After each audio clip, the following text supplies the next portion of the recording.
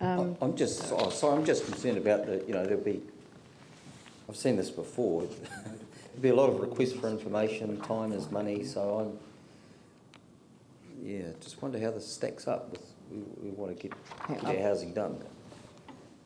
Yeah, so that's why we've put together guidelines, and we're encouraging people to come in for pre-application meetings and come and talk to staff to ensure that everyone's clear on what the information is that needs to be provided, so that hopefully if the information is complete, then there will be no need for any further information request. So we're trying to help. We didn't have guidelines in the previous city plan, so we're trying to provide as much certainty as possible so that we can ensure that everyone's on the same page and we can get these through as quickly as possible. I think, I mean, the concept is really good, and I'm all in favour of it. It's just that for me, it feels like it's our core business, that we should be, once this triggers, we should be checking to see whether it does meet our requirements as a city, and really only putting an onus back on them if it doesn't. So that's how it feels to me, but others obviously know a lot more about it than I do. So, well, not necessarily. But I just wanted to say that I think it's a very good concept. It might be that especially around the threshold for the residential part, that needs to be fine-tuned. But you before referred to two sort of categories, like a basic one and a full one. Can I just say that where this mechanism, if you like, would have really assisted would be in the Beckenham shopping centre, where if this had been applied, we wouldn't have the chaos which unfortunately we still have. So, there are some real strengths to this as a mechanism. Well, but nothing that happened in Lincoln Road would have triggered it, like in that particular area, necessarily. I would have thought if it was an application, say for a small shopping centre, or even a group of shops, that it should trigger it. Well, if you're talking about the developments, the office developments on Lincoln Road, the threshold is 960 square metres of gross floor area. And I must say, all these thresholds are based on New Zealand Transport Agency guidance as to how much the development, how big a development is before it triggers 250 vehicle movements a day. So, yes, there may be occasions where you think, this many students will trigger more than this many residential developments, but actually there's a lot of research behind this that there's about 10 trips per day per house, so 92 houses generate 9,200, 920 trips. So yeah, there is quite a lot of research behind this to make sure we're not being onerous on one development over another. Yep. From your point of view, that 960 square metres. Yes. The recent office developments on Lincoln Road, would this have triggered their size be sufficient to trigger an integrated assessment? I would suspect so. I haven't been involved in all the office development, but I know some of the large ones definitely would have. Given our issues, I would hope so. Yes, 960 is quite a small area for an office. But what would that then do? Like, so you get the integrated traffic assessment. What does that then do in terms of the consent? So that requires them to provide this information as to the type of development that they're providing, how they're providing for the different modes, and how they're ensuring that it's safe and so forth, as I mentioned before. And so that will be lodged with council in the resource consent application. Our in-house traffic engineers, or if we need additional support from consultants, we'll look at that and check that. And if it's all fine, then the consent will likely be granted. If there are issues, then we have the ability to require changes to their development, or even in some cases say this is not the appropriate location for this type of development. Which so you could actually do that. You could say that this is too large for this road to cope with. That's right. Yes. Paul? Go back to the cumulative effect. So you've got Lincoln Road, and they've got a lot of new buildings going on down there. You put in one building, doesn't necessarily have a big problem, may not even trigger the assessment, traffic assessment plan.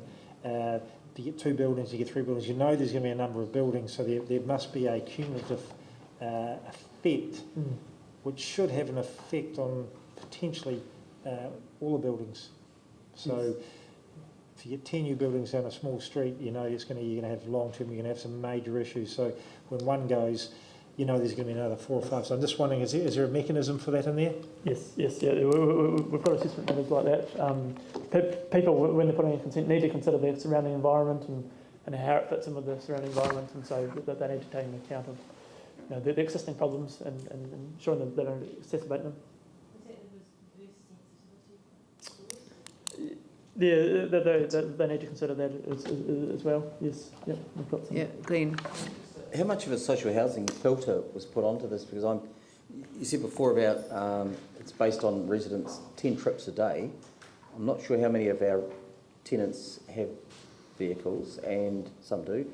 I'm not sure whether they'd make 10 a day. So just how much of a conversation has been had with our social housing unit? Yeah, we obviously all these are averages. We could have a much longer, more complex list and have a whole lot of exceptions for different types of activities, but that would make a much more complex plan. So we've simplified it and put them as averages. But if people come in for a consent and say, look, this is all social housing, and we've got evidence to show that people will not provide, will not have as many trips as what a standard house has, then that will help in the consent process, and that will obviously reduce their effects and will probably mean more likely it will be non-notified and will be granted. That will be weighed up when we go through the assessment. Does this apply in the CBD as well? No. So we had this in a similar approach to this in the draft Central City Plan that Council put together in 2011.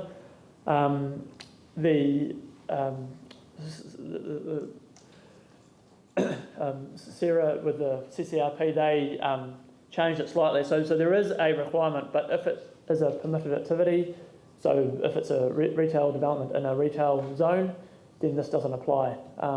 And we've already had issues where we have had retail development in the retail zone, which has caused effects on the transport network because of the size of the development. And at the moment in the CCRP, we can't. There is no mechanism to look at those effects, and so that's one of the concerns we have. That's why we've introduced this, and we've introduced it in the original plan. So that's. But the CCRP was approved before the regional policy statement required integrated transport assessment. So there's a historical issue there as well.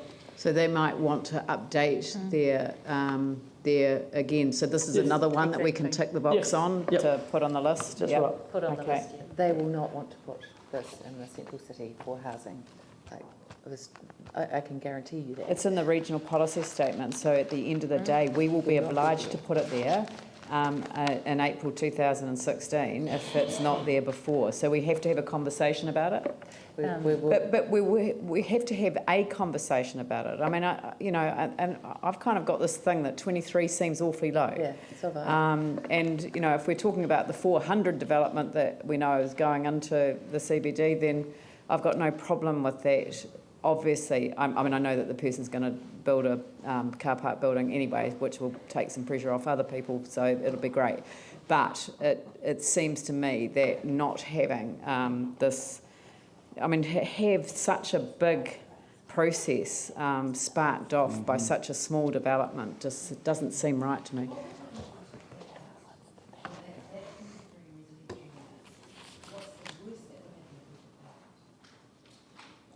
Well, what if we increased it to the size of a substantial subdivision and its impact on the network? Where's that one? So yeah, the thresholds for the full assessment is on page 22. So thresholds on page 14 is for the basic assessment, page 22 is the full assessment, so that's the two Oh, I see, right. trigger points there.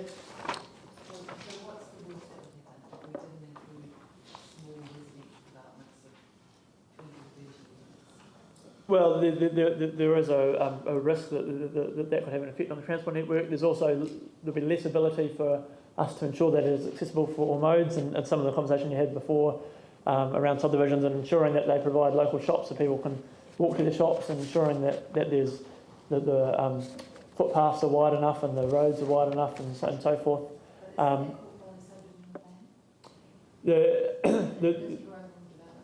So for new greenfield subdivisions it is, but for brownfield sites, there is no ODP requirement for No. brownfield sites. But where we're going to allow that degree of density is going to be in the areas that are designated for intensification. yes, but there's no requirement for an outline development plan in those areas because it's an existing urban area. So there's no requirement if someone buys up an entire block in one of these medium density areas and redevelopments, there's no requirement for them to put in any amenities for the transport amenities for the developments. Because there are amenities nearby. Well, we can't assess how close it is to those amenities until unless we have an integrated transport assessment. Yes, the medium density areas are close to amenities, but people could also redevelop a large block in a suburban area. Obviously, they'll have to do that to a lower density than in the medium density, but there's still no requirement that they provide for the needs of those residents. Yanni? Do you know when the last time was that we said no to a resource consent application because of high traffic generation or traffic issues? I think certainly for parking requirements, there have been several hundred consents applied for and granted over the previous several years. But what that doesn't take into account, and one of the reasons why we've put forward the approach that we've suggested here, is to minimise those unnecessary consents. But what that doesn't take into account, I guess, is the negotiation that goes on once people put the consent in the door and what's actually granted. So while the consent might be granted, it might be granted, as to what the people originally applied for. I guess what I'm really trying to understand is, do we ever get to a point where we say, sorry, that development is just totally incompatible with that area because you're going to have 500 cars going, onto Ferry Road that's already a minor arterial, carrying major arterial traffic, and the network can't just can't cope. So no, you can't have a traffic light, you can't have an exit going into the road because actually the traffic network can't cope with the high traffic generation. Well, it's very difficult to turn people down on traffic effects. Right. Yeah. So, I just think we need to understand that this is a tool by which hopefully we would get a more holistic approach. Yes. So we would have hopefully an evidence base for saying, actually, sorry, that supermarket in that location, the traffic network cannot cope and we can't give you a consent. It just will not. If you take Lincoln Road, for example, Yeah. if we had a proposal that the only way you could mitigate the traffic was to put another traffic light, I'd be quite shocked that it would get consent in the new plan. I'd completely understand why it would get consent under the old plan. Yeah, And so that's what I want to try and get to, where we have some cumulative assessment of traffic effects. I don't quite know if this is it, whether this is still just looking too local or whether this has the ability to look at all the other potential development around. I think this is the best tool that we've got in the toolbox, and the key things that what ITAs do is that it's local, and if you look at Lincoln Road, it does pick up on all those issues, those immediate effects around there, and when people come into us with these integrated transport assessments, what they've been asked to do is assess it in that local context. So it's got to be specific to that area and the existing effects that already occur along Lincoln Road. So it should take all those things into account. And if something does come in and it really does push the boundaries too far, this is the mechanism through which we can say, well, no, hang on, it's not good enough. So to deal with the issue of cost, have you considered that we would actually do this? So because one of the other problems with our district plan or with the RMA is who can afford to pay gets what they want. So you just keep hiring more experts to give you different expert opinion to what the council has, and if you can afford to pay more and more and more, get more advice, and they get permission because they get so much advice, spend a lot of money, and it's kind of like if you can spend the money, you can get consent. So, the idea that we would do this kind of independently, if you like, of the developer, and then either maybe recover some of the cost or, do it in a different way. Have you given much thought to that? Because all I can see is like, if you've sat through regional consent hearings where traffic's been a contentious issue, you get, 3 different traffic experts all saying, no, there's not going to be this amount of traffic generation and it's just a minor effect. I think like all things, when someone comes in through this process, they're required to show to council that they avoid, remedy or mitigate the effects, and traffic's no different to landscape, ecological or anything else. So the onus is on the applicant to provide us with the information, and then the general process is that we assess it. But we do have models which are available for people to use and gain access to. So that sort of thing is available to the public or to developers. The other issue I'd say, if we were to do it ourselves, it'd be a huge cost to council, because traffic modelling is a really expensive process and there's just so many parameters and variables that go into it. And as you've correctly pointed out, when people come in, you have 2 or 3 traffic engineers and it seems to go on forever. If we were to do it ourselves, I think that would be, 1, cost, 2, time for us as well. And 3, we kind of do it to a degree, in that we do have a model available for people to use. So, but for us to do it for each individual development would probably be going beyond our role as the consent authority. I'm not sure if Brent's got an opinion on that. Councillor, 2 comments on that. Well, one is that when the application comes in and the council officers assess the application, if there's anything in it that raises a flag, they then get the council's own experts to have a look at it. So the council's own traffic engineers or a consultant traffic engineer has a look at it. And that's a cost that's sheeted home to the applicant. That's a cost of processing the application that the applicant pays for. So there is often that independent check anyway, and most of the contentious consents that I've been involved in the time at the council, there has been that case of an expert on one side and then a council expert also having a look at it. So that happens anyway. You asked a question before about the ability to decline consents under the assessment matters for the integrated transport assessment. The ability to decline consents when the council as consent authority is processing it doesn't turn so much on the assessment matters there, but more on the objectives and policies that the rule is made under.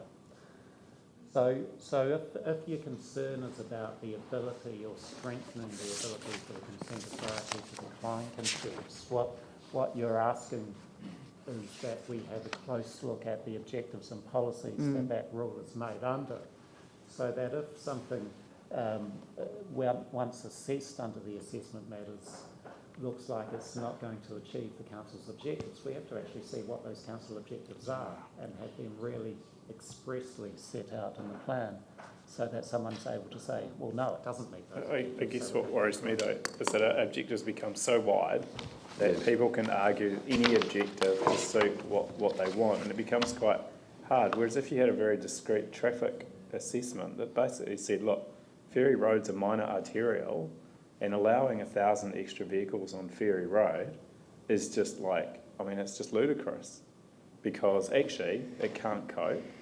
And before the earthquake, this is what was happening. People were getting individual consents. Ferry Road development went ahead. There was an environment court case or a high court case, and it was pretty critical of the high traffic generation and the cumulative lack of assessment of cumulative effects. So there has to be a better way than having a sort of, a kind of wide-ranging argument over, does the central city, objective have more weight than the industrial Ferrymead zone objective in terms of a vibrant, prosperous economy, etc., etc. And I would have thought traffic is one way that you could actually do that.